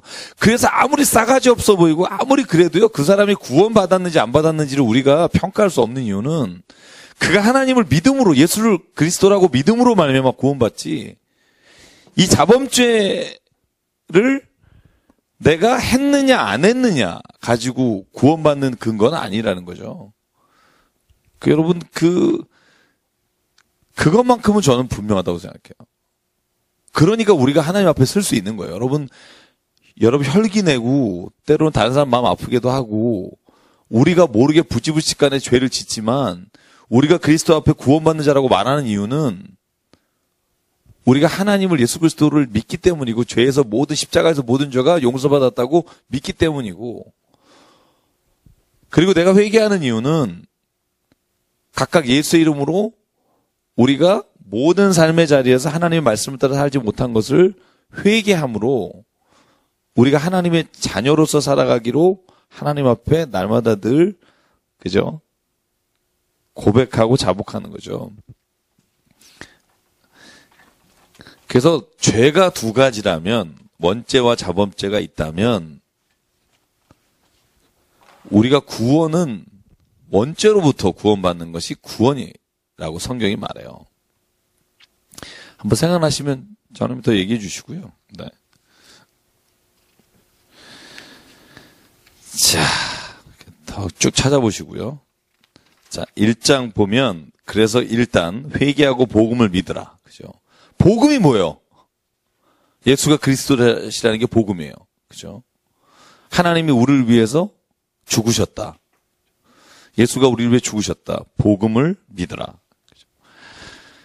자, 그리고 나서 제자를 부르십니다. 제자 4명 역시 비슷해요. 마태복음하고 먼저 부르십니다. 시몬과 안드레와 야고보와 요한을 부르시고 회당에 귀신 들린 자를 치유하십니다. 이 사건도 성경에 나오고요. 자, 그 다음에 시몬 장모, 베드로의 장모가 열병이 있는데 치유하시죠. 그죠?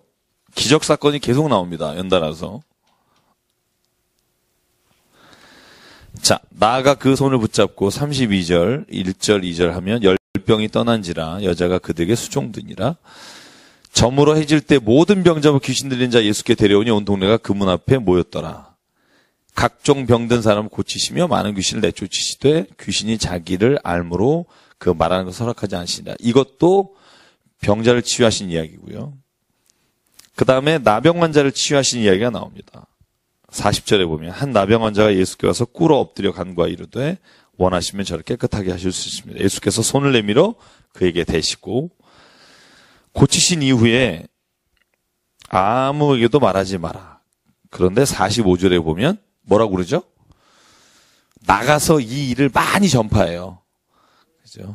널리 전파해요. 하지 말라 그러니까 더 하는 거죠. 그래서 실은 왜 예수께서 아무 말도 하지 말라고 했을까? 이 말 가지고도 실제로 논문들이 굉장히 많습니다. 그래서 어쨌든 오늘 거기까지는 가지 안 나갔고요. 자, 2장에 넘어갈게요. 자, 2장에 보면 중풍병자와 친구들 이야기가 나와요. 그죠? 마태복음에서 저희가 했죠. 지붕을 뚫어서 친구, 중풍병자 걸린 친구 내려놓고 예수께서 5절에 보면 믿음을 보시고 이르시되 작은 자야 내 죄 사함을 받았다. 그러니까 서기관들이 왜 난리를 피죠?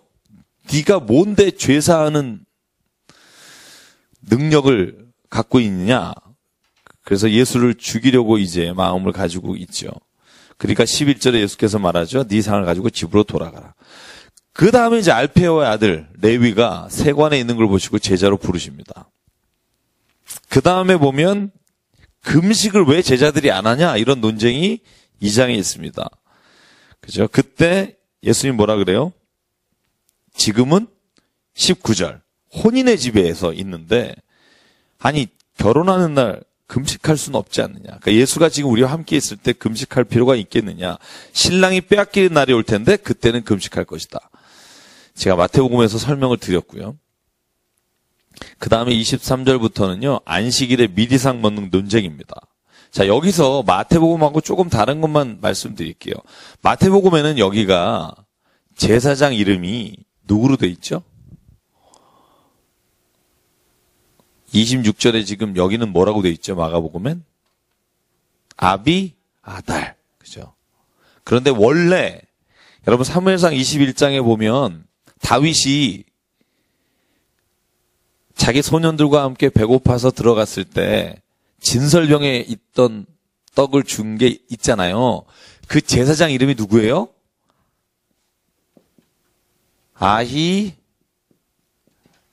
이름이 어려워요. 아까는 아히도벨 후세, 여기는 아히멜렉 제사장. 왜 그래서 이 진설병을 먹여주고 먹인 다음에 뭘 주죠? 골리앗의 칼을 주잖아요. 그런데 나중에 결국은 어떻게 돼요? 도와준 것 때문에 집안의 80명의 대사장이 다 죽잖아요. 사울이 죽이잖아요. 그때 살아남은 아들이 있잖아요. 그 아들이 누구냐면 아비아달이에요. 그래서 실은 이 아비아달이라는 이름이 아니라 원래는 아히멜렉이라고 했어야 하는데 아비아달이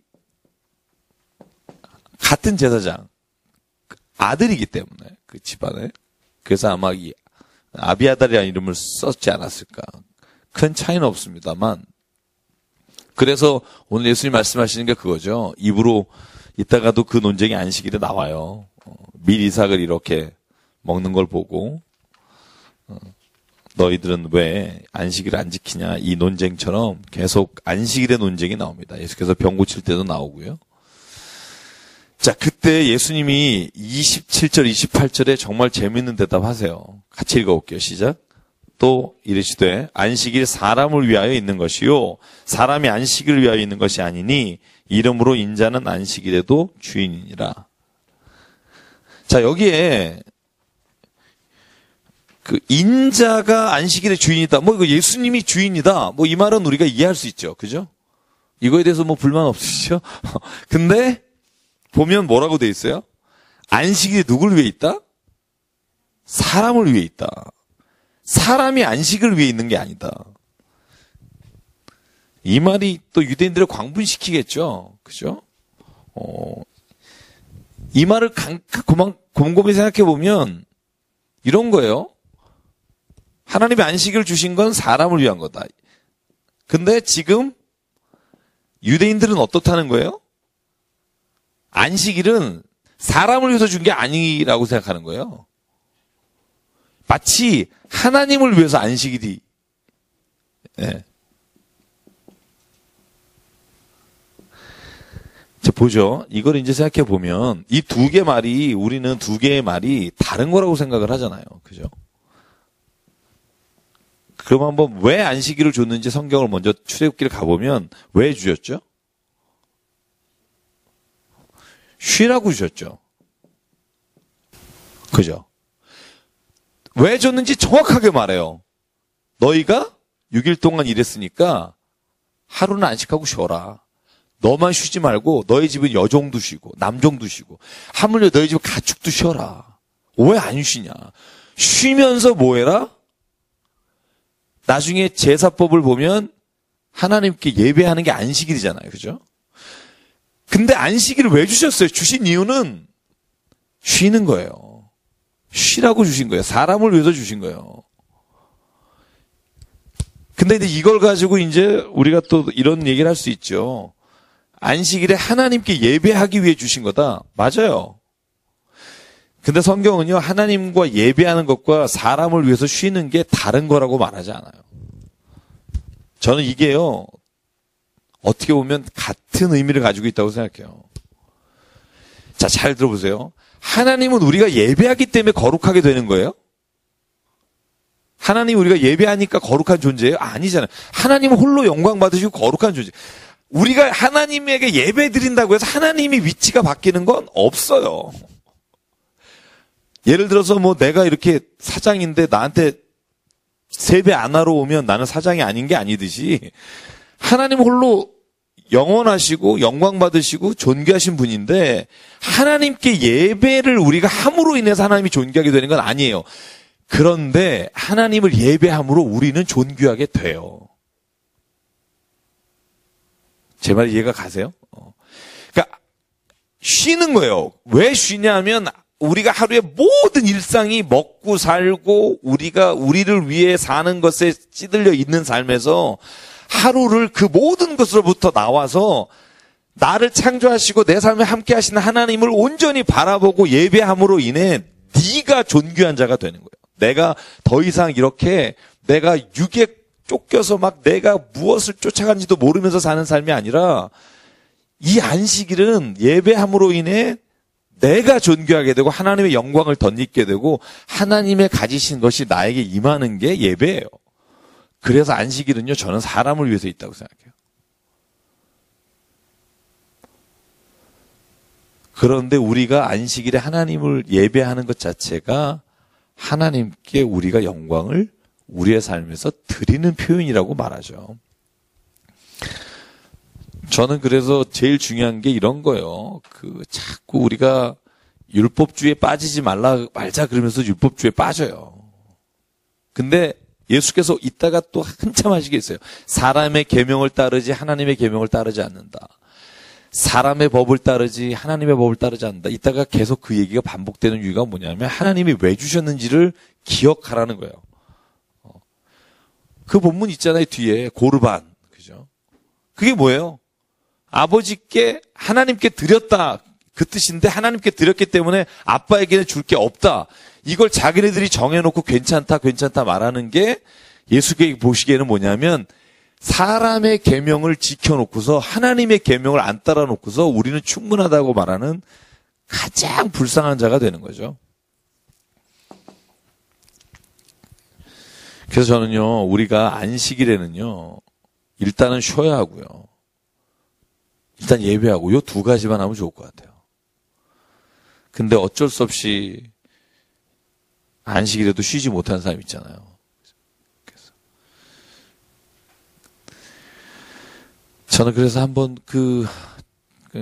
안식일, 우리가 지금으로 말하면 주일, 어떻게 지켜야 되나 잘 생각해 봐요. 주일을 지키는 건요, 날 위해서입니다. 사람을 위해서. 그 주일을 지킴으로 인해 내가 하나님의 거룩하심을 덧입은 사람이다 하는 것을 우리가 알게 되는 통로이기 때문에 하나님 우리에게 지키라고 말하죠. 제가 늘 말하잖아요. 하나님이 말씀을 지켜라. 예수께서 이렇게 말하죠. 너희가 나를 사랑하느냐? 너희가 나를 사랑한다면 내 계명을 지키라. 내 계명 안에 거하라. 자, 하나님이 제가요. 여러분이 하나님의 말씀을 지킨다고 해서 하나님이 좋을 게 뭐가 있을까요? 내가 내 말 지키는 거 이렇게 많다. 이거 막 자랑하시면서 좋아하실까요? 나를 사랑하니 내 계명을 지키고 내 안에 거하라. 그러면 어떻게 되냐면 네가 나의 자녀인 것을 사람이 알게 될 거다. 그러니까 계명을 지키는 이유는 하나님이 그것 때문에 막 내 말 따르는 애가 많아서 좋다가 아니라 그 말을 지키고 사는 사람이 하나님의 자녀와 같은 삶이 된다는 거예요. 그가 하나님의 거룩하심을 그래도 입어 살 수 있게 된다는 거예요. 그래서 율법과 하나님의 계명과 말씀도 사람을 위한 거예요.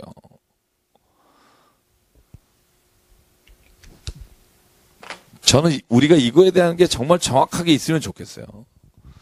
우리가 예배 안 하면 하나님이 막 굉장히 막 약해지시고 막 이런 분이라고 생각하는 게 아니라 정말 예배하는 자에게 주시는 은혜가 있고 말씀을 지키는 자에게 주시는 자유함과 기쁨이 있고 그 사람이 하나님 앞에서 어떻게 쓰임받는가에 대한 게 있잖아요. 그래서 말씀을 지킬 때 기쁘게 지키십시오.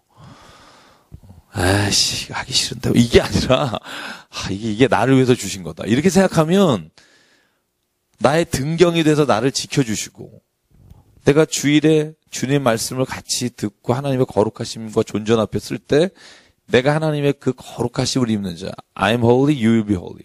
내가 거룩하니 너희도 거룩하시는 일이 예배 가운데 이루어지고, 나를 위한 거예요. 그래서 예배에 안 오는 자가 정죄하는 게 아니라 불쌍해 보여야 돼요. 부러우면 안 돼요, 여러분. 좋겠다. 쟤는 주일로 놀러도 가네. 자, 그러니까 이런 거예요. 부러워도 안 되고요. 그를 정죄해도 안 돼요.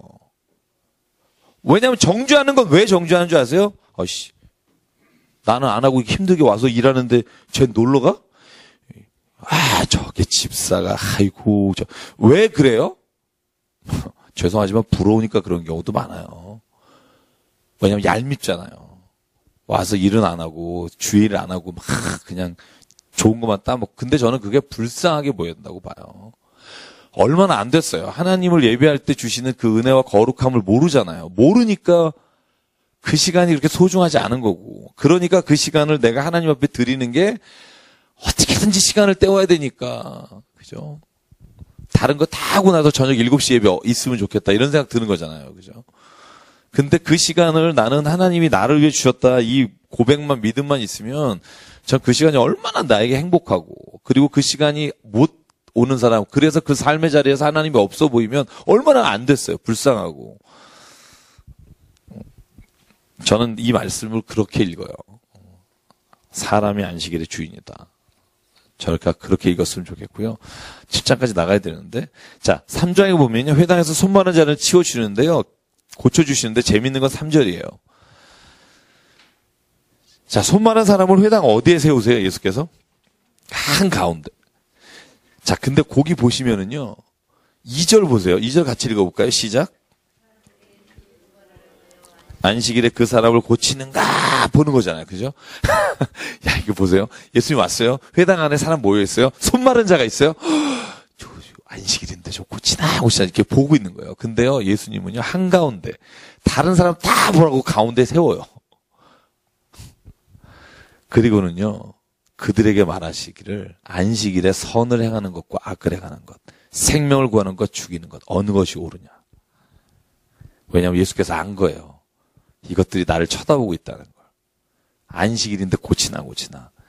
그러니까 대놓고 얘기하십니다. 그리고는 바로 둘러보신 이후에 손을 내밀라 그리고 손을 고쳐주세요. 볼 테면 봐라. 자, 안식일이 사람을 위한 거다 예수께서 말만 하신 게 아니라 안식일의 치유와 기적과 선을 행하는 것 자체가 예수 그리스도께서는 당연히 하나님이 원하시는 일이라는 거예요. 몇 100발자국 이상 걸었어? 막 이런 게 아니라 안식일은 진짜 하나님이 우리에게 다시 회복하게 하시고 다시 일어나게 하시고 다시 우리를 하나님의 자녀로 삼아주시는 날이라는 걸 예수께서는 몸소 행하신 거죠. 그런데 그걸 보고 6절 바리새인들과 헤롯 당과 함께 예수를 죽일 것을 의논하죠. 왜? 기분 나쁜 거예요. 자기가 목숨처럼 지켜오던 걸 예수께서는 하나님의 계명을 따르지 않는다고 그들이 따르는 법을 사람의 법을 바꾸셨기 때문이죠. 자, 그리고 나서 14절에 제자 12명을 세웁니다. 이름이 나옵니다. 특별한 건 뭐냐면 마태복음과 다른 건 17절에 보면 세베대의 아들 야고보와 야고보 형제 요한에게 보아너게라는 이름을 주세요. 우리의 아들이다. 그죠? 이 본문은 마태복음에 없습니다. 자, 제자들과 예수님이 얼마나 바빴냐면요. 20절 보실래요? 같이 읽죠. 시작. 집에 들어가시니 무리가 다시 모임으로 식사할 겨를도 없는지라. 예수님과 제자들은요, 밥 먹을 시간도 없었어요. 예수님은 안식일에 또 일했잖아요. 그러니까 예수께서는 오죽하면 그들을 피해서 배를 타고 건너편에 가셨는데 사람이 그것을 먼저 앉으라 먼저 가서 그 건너편에 있는 거예요. 막 그 정도로 예수께서 힘드셨단 말이죠. 그리고는 이제 사람들이 말하죠. 귀신 쫓고 병 고치니까 바알세부를 따라서 그가 고친다. 이 논쟁은 마태복음에도 있어요. 아니다. 어떻게 우두머리가 있는데 우두머리와 그 밑에 있는 놈들이 싸울 수 있겠느냐. 내가 하는 것은 사탄이 하는 게 아니라 성령이 하는 거다. 그리고 29절 누구든지 성령을 모독하는 자는 영원히 사하심을 받지 못하리라. 영원한 죄가 되느니라. 자, 그리고 예수께서는 누가 내 형제인가 자매인가? 그때 마태복음 말씀과 똑같아요. 누구든지 하나님의 뜻대로 행하는 자. 35절. 그가 내 형제요, 자매요, 어머니다.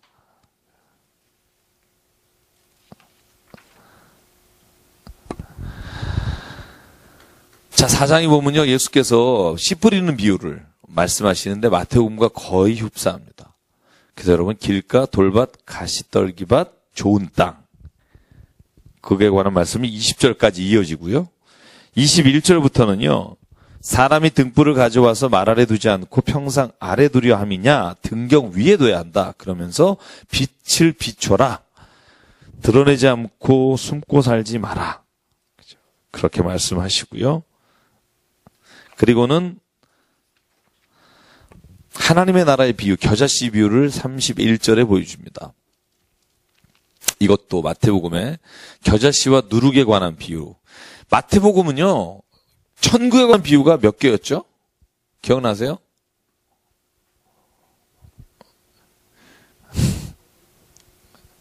한 장에만 10개 나왔던 적 있죠. 그죠? 10개 나왔죠. 천국은 마치, 그죠? 보화를 발견하고 숨겨놓은 자와 같으니, 그죠? 천국은 마치. 그죠? 그런데 마가복음은 그거에 비해 상대적으로 천국에 관한 비유가 그렇게 많지 않습니다. 겨자씨 하나에 관한 비유의 말씀이 있고요. 그리고 나서는 바로 35절부터 풍랑을 잔잔케 하시는 기적 이야기가 나옵니다. 그리고 40절에 말하죠. 어찌하여 믿음이 없느냐. 그죠? 그리고 또 제자들이 귀신 들린 자 못 고칠 때 하시는 말씀이 있죠. 기도 외에는 이런 능이 없다. 그러면 두 가지로 요약돼요. 제자들이 병을 못 고치거나 아니면 그들이 하나님의 기적을 행하지 못하는 이유는 믿음이 없고 기도하지 않는 거. 근데 우리가 또 이런 말 하는 사람이 있어요. 세월호처럼 믿고 기도했는데 안 되면 어떡하냐. 어떻게 생각하세요? 제 아는 목사님이 오늘 페이스북에 올리셨던데, 제가 존경하는 목사님인데요. 그렇게 썼더라고요. 지금 하나님은 17일경에 쓰신 것 같아요. 아니면 그 위에 쓰셨는지 모르겠는데, 지금 하나님은 세월호 안에 물속에 죽음과 사투하는 형제 자매를 안고 그 안에서 고통당하고 계셨을 거다. 저는 그 표현이 참 아우스비치 그 글을 썼을 때 그런 표현이 있었거든요. 하나님이 어디 계셨습니까? 그때 그들과 함께 가스실에서 고통받으셨을 거다. 이런 걸 알아야 합니다. 우리가 믿음으로 기도합니다. 그럼 하나님이 들어주십니다. 그런데 문제는 우리가 하나님이 개입하시지 못하도록 만들어 놓는 일도 있어요. 예를 들면 내가 칼을 들고 누굴 찌르면서 하나님 계시면 한번 못 찌르게 해봐요. 그러면 하나님이 못 찌르게 하실 수 있는지 없는지를 우리가 해봐, 나를 좀 막아봐요. 이렇게 하나님께 요구할 때 하나님은요, 방법이 없어요. 우리가 멈춰야 돼요. 이걸 잘 기억해야 합니다. 왜냐하면 하나님은요, 우리에게 자유의지를 주셨고 우리가 모든 행하는 일마다 거기에 대해서 책임을 지는 존재로 우리를 불러주셨단 말이죠. 배가 뒤집히고 물속에 지금 갇혀있는 상황에서 하나님의 기적을 간구하고 기다릴 수 있습니다만 더 근본적인 건 그런 일을 하고 있는 우리들의 모습이 그런 결과를 가져올 수밖에 없었다는 것을 깨달아야 된다는 거죠. 그래서 기적은 그래서 기적이잖아요. 예를 들면요. 제가 농담처럼 얘기하는 게 있어요. 기적이 맨날 일어난다고 보세요. 이거 기적 아니에요. 기적이 맨날 이거 서울 사투리죠. 매일. 네. 서울 사투리가 있더라고요. 기적이 매일 일어나. 예를 들어서 막 이렇게 했는데 기도할 때 나고 기도할 때 나오고 다 살고 막. 그러면 이건 기적 아니에요. 그때부터. 그냥 당연한 거지. 네. 왜 우리가 지금도 예수께서 하시는 일을 기적이라고 말해요? 우리가 모르니까 기적이에요. 기적이라는 게 뭐냐면요. 1 더하기 1을 했는데 2가 아닌 걸 기적이라고 말해요. 그러니까 실제로 왜 우리가 예수께서 하신 이 모든 일을 기적이라고 말해요? 미러클이 뭐예요? 미러클. 도저히 일어날 수 없는 일이잖아요. 도저히 일어날 수 없는 일이 모든 믿는 사람이 다 기도한다고 일어나면 그건 기적이 아니죠. 그래서 기적은요, 오직 하나님께 그 뜻을 두는 자, 하나님이 왜 이 일을 이루셨는지를 그 하나님이 하신 기적을 통해서 헤아릴 수밖에 없어요. 그 일을 하십시오. 이래서 하는 게 아니라 하나님이 기적 같은 일을 만약에 하셨다면 그 일을 왜 하셨는지를 우리는 헤아릴 수밖에 없다는 거예요. 그래서 기적이에요. 만약에 우리가 기적 같은 일을 매일 경험한다면 그건 아마 그 사람의 눈이 하나님의 모든 것을 받아들일 마음이 있기 때문일 거예요. 모든 것이 다 생각지도 않은 일이 일어났어가 아니라 매일 기적처럼 자기의 삶을 보고 있기 때문에 그럴 거고요. 이건 늘 정말 숙제입니다. 하나님이 부르짖으며 왜 듣지 않으실까? 솔직히 저는 거기에서 답이 없어요. Only God knows. 하나님만 아실 뿐이지. 그리고 언젠간 인생의 뒤안길에서 그때 그래서 그러셨구나라고 내가 고백할 수밖에 없을 거예요. 그건 참 아이러니고 인간적으로 보면 참 힘든 일이지만 그리스도인은 그걸 믿는 거죠. 그 안에 하나님의 뜻이 분명히 있을 것이다. 예를 들면 우리 아버님 돌아가셨을 때 저 진짜 막 하나님 원망 정말 많이 했거든요. 그렇게 건강하신 분이 주무시다가 돌아가셔서 마지막 굿바이 인사도 못하고 이게 한번 그런 경험이 있으신 분도 계시겠지만 진짜 아버지 이렇게 심장 이렇게 하면서 저는 하나님 되게 원망했던 것 같아요. 그때 하나님 한 번만 눈 뜨게 해달라고. 저는요 진짜 세월호 기도도 간절히 했지만 저희 아버님 한 번만 눈 떠서 30초만 이야기하게 해달라고요. 저는 그때 그 한 5분 동안 눈물로 진짜 절규하면서 이렇게 기도했는데요. 아버지 안 계시더라고요. 바로 그냥 돌아가셨어요. 전날 윷놀이 하시던 분이. 그때는 몰랐는데 지금은 그냥 제가 제 삶에서 하나님 안에서 그것이 왜 그랬었는지를 제 스스로가 하나님 앞에서 16년이 지난 후에 내가 깨닫긴 해요. 그러나 이건 다른 사람이요. 꿈보다 해몽이 좋다. 이러면 할 말은 없어요. 모든 일이 그래요. 우리가 어떤 일을 받아들이고 하나님의 뜻을 인정할 때 다른 사람이 나를 어떻게 보느냐는 내가 거기에 대해서 할 말은 없어요. 그러니까 다만 지금도 그게 저에게는 믿음이 돼서 제 삶에도 그렇게 믿을 것 같아요. 저는 이걸 이렇게 믿어요. 아버지가 그때 되게 힘드셨어요. 힘들었다는 게 뭐냐면 부흥회가 너무 많았고 진짜 아시겠지만 우리 아버님이 장로님교회 가서 부흥 여러 번 하셨잖아요. 하루에 12시간 설교하시고요. 이걸 10년을 하셨어요. 저 옆에서 보기에는 이렇게 유명하신 부흥사지만 아들이 보기에는요. 너무 안 됐어요. 월요일부터 금요일까지 부흥회 가셔서 저녁에 오시면 저희 아버님 제가 그래서 아버님 안마를 거의 10년 동안 했어요. 곁에 있을 때 정말 근데 밟았어요. 어느 정도 밟았냐 올라가서 뛰었어요. 제가 물론 그때는 60km밖에 안 됐지만 지금 제가 올라가면 끝났죠. 큰일 났죠. 근데 그러다 그것도 안 풀려서 앞을 못 보시는 시각장애인 집사님이 토요일마다 오셔서 2시간을 3시간 안 마셨어요. 그래야 몸이 풀렸어요. 그런데 아버지는 복음의 빚진 자라고 그 다음날 또 시골에 내려가시고 가시고. 근데 제가 지금 돌이켜보면 어느 목사님들이 그랬어요. 그 당시에 저한테 그렇게 얘기했을 때 저는 굉장히 그 말이 싫었었어요. 근데 아버님 전인교 목사님이 진짜 하나님 보시기에 너무 수고하니까 하늘나라에 먼저 데려가셨다. 이 말이 아들이 들을 때 굉장히 좋은 말은 아니에요. 그 말을 듣고 그러셨군요. 이렇게 되지 않았어요. 근데 지금 돌이켜보면 제가 이렇게 인생을 이렇게 살면서 보니까 연수가 오래된 게 꼭 하나님이 사랑하시는 걸까라는 생각은 들어요. 그리고 지금 저는 고백해요. 하나님이 언제 데려가시든 내가 진짜 기쁨으로 갈 수 있으면 좋겠다. 연수가 오래된 게 기쁨이 아니라 내 삶에 있어서 한순간이라도 내가 진짜 내가 선택하고 내가 기쁨으로 살아가는 그 시간이 내 인생에서는 가장 좋은 시간이다. 그리고 제가 마찬가지로 모든 사람이 세월호에도 마찬가지지만 하나님은 이 세상에 어떤 어려움 가운데서도 살아날 수 있는 길을 열어주신다. 그걸 믿기 때문에 세월호 때문에 마음은 아프나 그 힘든 사람을 우리가 돌봐야 할 의무가 저는 저희들에게 맡겨주신 사명이라고 믿습니다. 그게 저는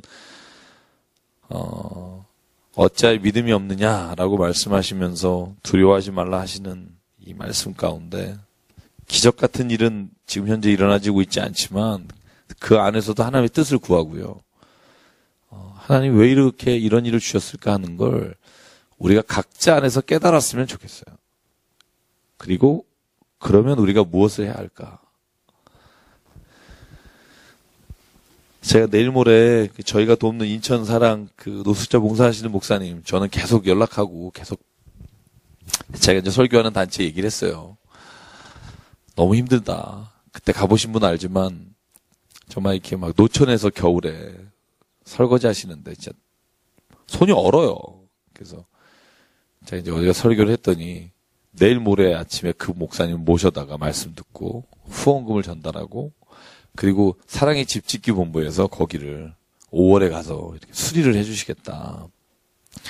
그래서 제가 그러는 게 지금 여러 번 있었어요. 그러니까 어떤 얘기를 전달하면 설교 말씀을 전할 때 하면 도우는 손을 주셔서 정말 이런 일들을 계속 하시니까 이게 이재미가 쏠쏠하더라고요. 이게 진짜 어떻게 보면 하나님이 부족하지만 내 입을 열어서 그 일에 대해서 간증하고 증언하게 하실 때 그 일이 허투루 하시는 게 아니라 하나님이 분명히 듣는 자를 주시고 그 일을 통해서 하나님이 역사하시는 걸 이렇게 보게 되면 이게 제가 늘 말씀드리지만 하나님이 너희를 그래서 보낸 게 아니냐 하는 말씀이 저는 우리에게 주신 명령이라는 생각이 들고요. 그래서 저야 여러분이 이 세월호를 바라보면서 더 주님의 일에 힘쓰시길 간절히 바랍니다. 시간이 좀 많이 지났네요. 사장까지 하고요. 자, 기도하고 일단 마치겠습니다.